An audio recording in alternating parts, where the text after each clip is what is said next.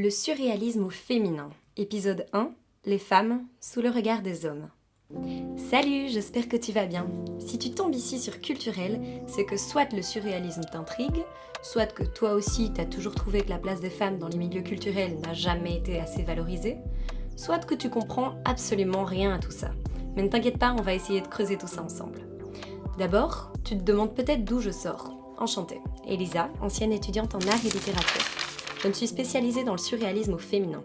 J'écris d'ailleurs un livre à ce sujet pour l'instant. En étudiant l'art et la littérature, quelque chose m'a toujours frappée. On ne parle que d'hommes. La société étant composée d'environ 50% de femmes, je me suis dit qu'il était important de rendre hommage aux femmes artistes. Elles qui se sont battues et qui se battent encore aujourd'hui pour pouvoir se faire une place dans les milieux artistiques et littéraires. Je te propose ici un rapide coup d'œil sur le mouvement surréaliste et son côté, tu vas le voir, très masculin. Tu vas vite comprendre pourquoi les femmes de ce mouvement y ont occupé une place assez ambiguë. D'un côté, elles ont été glorifiées et de l'autre, complètement effacées. Dans cette vidéo, je te fais un panorama de la situation des femmes dans le mouvement surréaliste. Les vidéos suivantes t'expliqueront plus en détail la vie et l'œuvre de certaines de ces femmes créatrices. N'hésite pas à aimer, t'abonner et surtout, à commenter si tu as des questions. Je te répondrai au plus vite. Mais le surréalisme, qu'est-ce que c'est ? C'est au début du XXe siècle, après la Première Guerre mondiale, qu'on commence à entendre parler de surréalisme. Dégoûté du chaos et de la souffrance de la guerre, un homme appelé André Breton veut créer un mouvement artistique de révolte contre la société. C'est donc ce qu'il fait avec quelques autres artistes. Ainsi naît le surréalisme. Ce mouvement a toujours été assez difficile à comprendre. Pour en savoir plus, je t'invite à visionner les vidéos de Qu'est-ce qu'on lit, qui a consacré 3 vidéos au mouvement surréaliste, ou alors la vidéo un peu plus scolaire d'Amélie, bac de français, qui te résume tout ça en 10 minutes. Elles sont assez complètes et te donneront beaucoup plus d'informations sur ce mouvement littéraire et artistique fascinant. Tu peux retrouver les liens en barre d'informations.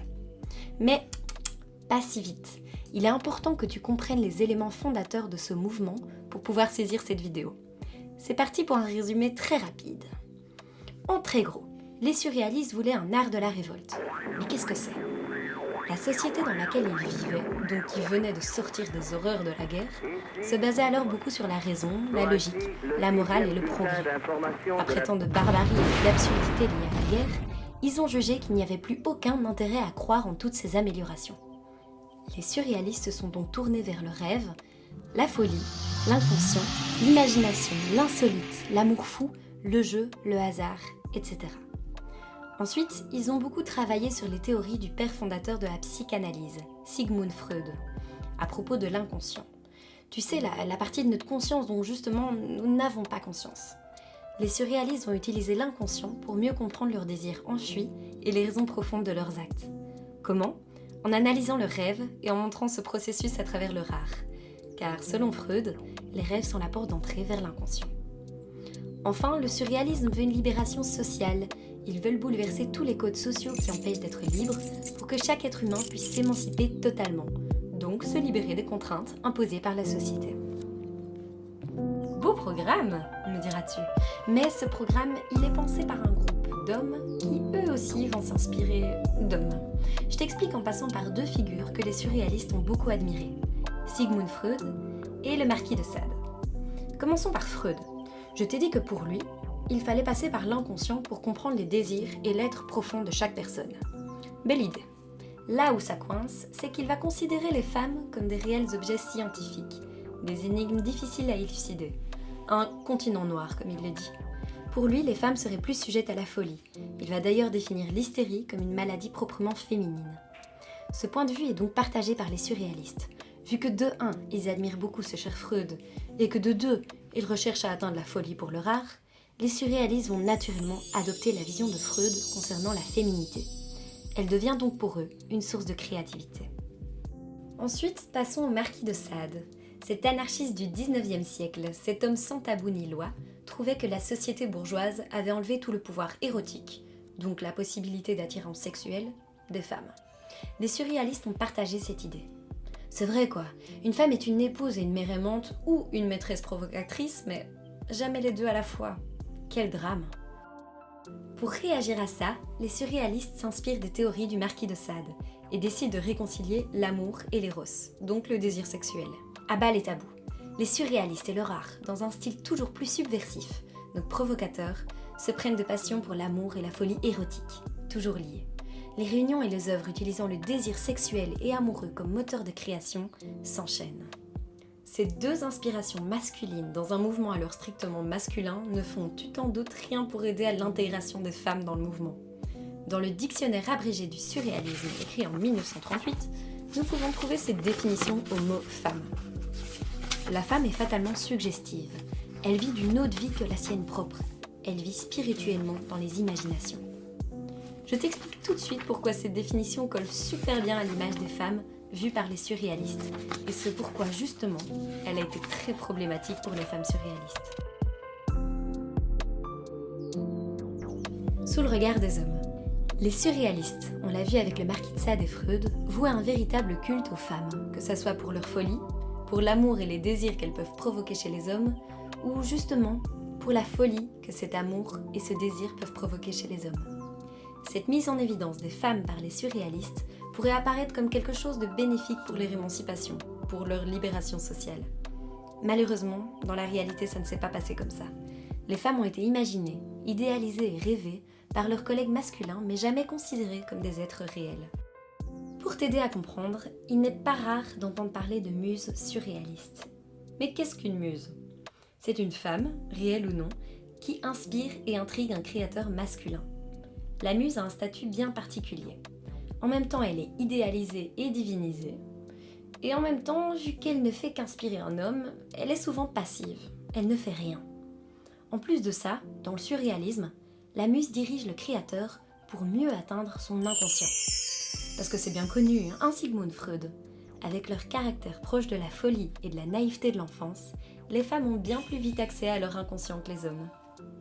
Du coup, vu qu'elles sont rendues passives, les femmes, leur caractère et leur corps deviennent une véritable toile blanche pour la projection de tous les désirs surréalistes masculins, qu'ils soient amoureux, érotiques ou juste bizarres.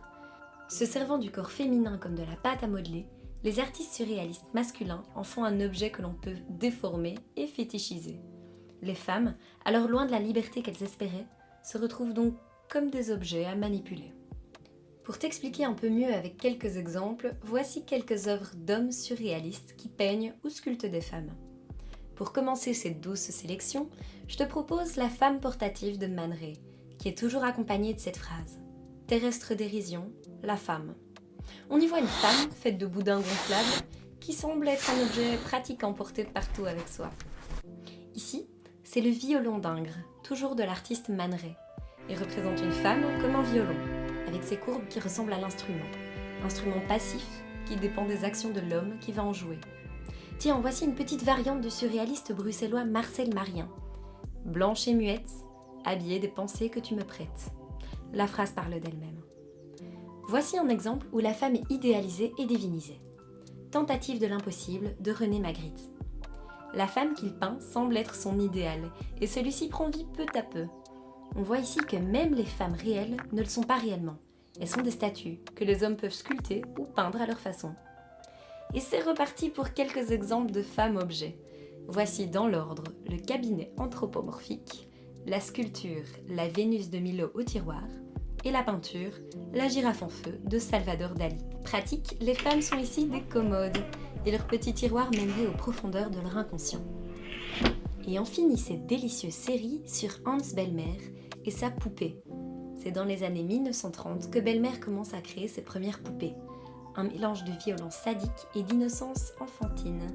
De corps mi-femme fatale, mi-enfant, démembré et surtout sexualisé. Bref, tu comprends, je comprends, elles comprennent, on comprend tous le malaise à être une femme dans ce type de contexte artistique. Survolons maintenant les différentes générations de femmes qui sont lancées dans le mouvement surréaliste. On en compte 3. Mais avant ça, sache que pendant la Première Guerre mondiale, les femmes qui étaient jusqu'alors considérées au mieux comme de bonnes maîtresses de maison sont loin d'être inactives. Si on voit des soldats masculins sur le front, ce sont bien les femmes qu'on retrouve pour assurer la plupart des autres tâches. De nombreuses d'entre elles se mobilisent en tant qu'espionnes, collaboratrices, aident au ravitaillement, se forment comme infirmières, aides-soignantes, etc. Elles sortent de la guerre plus libres et beaucoup plus demandeuses de reconnaissance sociale. Dans les milieux artistiques et littéraires, les discussions autour de la femme nouvelle, donc une femme qui serait plus libre, augmentent tout doucement en fréquence et en intensité. Première génération. De la création du mouvement au milieu des années 30, les premières femmes à se faire une place dans le surréalisme sont principalement les épouses des hommes surréalistes. On compte par exemple parmi elles Simone Collinet, l'épouse d'André Breton, Gala, alors épouse de Paul Éluard, et Irène Amoir, mariée avec le poète Louis Kuttner. À cette époque, les femmes du mouvement ne sont peu ou pas créatrices. Elles sont généralement plus préoccupées par l'émancipation des femmes en tant que telles. Elles participent quand même souvent aux œuvres collectives et aux réunions. Ce fut par exemple le cas de la bruxelloise Irène Amoir, qui s'est énormément impliquée dans l'aventure collective surréaliste. Mais les hommes surréalistes à cette époque admirent et s'inspirent des femmes réellement marginales, donc des femmes qui sont atteintes de folie, qui ont commis des meurtres, etc., plus que de leurs collègues féminines. Deuxième génération. À partir des années 1930, plus de femmes rentrent dans le mouvement. On compte parmi elles Meret Oppenheim, Claude Cahun, Léonore Fini, Frida Kahlo, Leonora Carrington et bien d'autres. Cette génération est plus créatrice et bien plus reconnue de la postérité. Malgré cela, il est quand même difficile pour elles d'intégrer ce mouvement et de vivre leur vie artistique avec confiance. La surréaliste Meret Oppenheim, avec le recul, dit à ce sujet : « Un homme naît avec une certaine confiance en lui. Même si, enfant, il s'est fait opprimer, ça ne l'empêche pas de travailler. Alors que la femme, on lui explique depuis des milliers d'années qu'elle est incapable d'exercer un métier intellectuel. Nom de Dieu, que voulez-vous faire ? Psst, mais pause à cette vidéo si l'ensemble de la citation t'intéresse. » Ces femmes arrivent tardivement dans un mouvement entièrement créé et pensé par des hommes. Ils ont déjà constitué leur vision des femmes. Cette place de seconde zone dans le mouvement va fatalement provoquer le départ de certaines qui vont ainsi développer un art propre aux femmes surréalistes. On verra en quoi il consiste dans la suite de cette vidéo. D'autres ont travaillé en étroite collaboration avec les hommes du mouvement. Troisième génération. Enfin, la troisième génération des femmes surréalistes arrive après la Deuxième Guerre mondiale.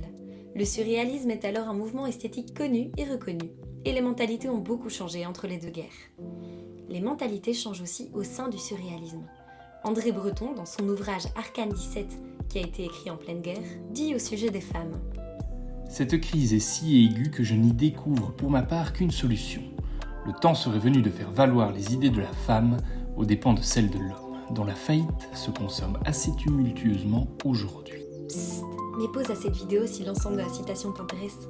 Il est donc plus facile pour les femmes de rentrer dans le mouvement surréaliste. Ces femmes de la troisième génération sont souvent plus jeunes, se sont souvent plus penchées sur l'art d'écrire et sont généralement moins connues de la postérité. La réaction des femmes. Tu l'as compris, les hommes surréalistes avaient mis en place un langage particulièrement imprégné par une vision machiste. Évidemment, les femmes qui gravitaient autour du mouvement surréaliste n'ont pas vraiment partagé cette vision d'elles. Elles ont donc soit adapté ce langage à leur sauce, soit l'ont totalement rejeté et n'ont pas réellement intégré le mouvement, soit elles en ont créé un nouveau à leur image. Certaines vont s'exprimer à travers un certain ésotérisme. Mais qu'est-ce que cela signifie ? Des œuvres difficiles à comprendre, assez énigmatiques et au caractère un peu magique. En voici un bel exemple de la surréaliste espagnole Remedios Varo, Création d'oiseaux. D'autres, très nombreuses, vont se détourner de l'image que les hommes surréalistes rendent de leur corps pour créer elles-mêmes sur leur propre corps, leurs propres pulsions, leur propre vie, leurs propres sentiments érotiques et amoureux. Elles font cela à travers des portraits autobiographiques ou en écrivant des histoires sur elles-mêmes. L'artiste surréaliste la plus célèbre, surtout depuis quelques années, en est un parfait exemple. La Mexicaine Frida Kahlo. Voici l'une de ses nombreuses œuvres la représentant, Les deux Frida. Et voici également un autoportrait d'elle. Et alors que les hommes surréalistes utilisent les femmes comme moyen de les mener à leur inconscient, certaines femmes, elles, utilisent les animaux. Dans la peinture, je peux ici te montrer l'anglaise Leonora Carrington, avec encore une fois un autoportrait. En littérature, l'écrivaine bruxelloise Irène Amoir utilise énormément la figure de l'oiseau dans ce but-là. Il y a énormément de femmes surréalistes qui s'identifient au pouvoir de la nature, aux animaux, aux plantes et au cycle de la lune. T'as hâte de découvrir leurs stratagèmes pour créer leur propre art surréaliste, loin des codes artistiques définis par leurs collègues masculins ? Alors n'hésite pas à t'abonner à ma chaîne. Au programme, les surréalistes suivantes. Léonore Fini a commencé à peindre toute jeune, elle s'est rapprochée des surréalistes mais ne s'est jamais déclarée surréaliste elle-même. La Mexicaine Frida Kahlo est connue et reconnue pour ses tableaux exotiques et autobiographiques. Meret Oppenheim est généralement considérée comme la plus surréaliste, notamment grâce à son fameux déjeuner en fourrure. Leonora Carrington, à la suite d'un internement, a énormément travaillé la notion de folie dans son œuvre, ainsi que les animaux. Eileen Agar a réalisé des collages et des peintures dans le groupe surréaliste londonien. L'écrivaine Irène Amoir est la seule femme du mouvement surréaliste de Bruxelles à avoir été réellement active dans le mouvement. Elle a beaucoup été effacée derrière son mari, surréaliste lui aussi. Lee Miller était une photographe et modèle, américaine et surréaliste. L'Espagnol Remedios Varo est connu pour avoir mis en peinture des mondes mi-scientifiques, mi-fantastiques. Gisèle Prassinos a brillé à l'âge de 14 ans en faisant découvrir aux surréalistes ses poèmes. Dorothea Tanning est considérée comme celle qui a le plus renversé le point de vue masculin érotique en exprimant à travers ses peintures les véritables fantasmes féminins. La New-Yorkaise Kay Sage s'est fait remarquer dans le surréalisme pour sa peinture décrite comme froide et mécanique. Et enfin, Claude Cahun est connu pour avoir beaucoup exprimé à travers son art le flou autour de son identité et de son genre. Cette vidéo t'a donné envie d'en savoir plus ? Je te mets mes sources principales en barre d'infos, n'hésite pas à aller les consulter. Mais surtout, n'oublie pas de t'abonner à la chaîne et de commenter tes moindres questions, j'y répondrai au plus vite. À très vite !